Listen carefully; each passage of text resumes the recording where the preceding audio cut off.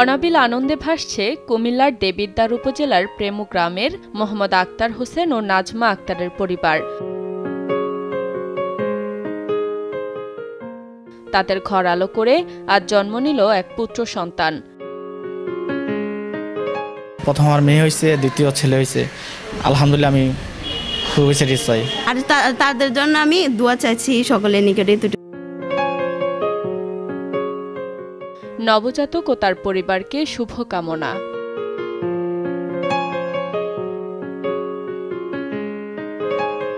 প্রথম থেকে আমার ভরসা টুইঙ্কেল বেবি ওয়াইপস। এর অ্যান্টিব্যাকটেরিয়াল ফর্মুলা শিশুকে রাখে জীবাণু থেকে সুরক্ষিত।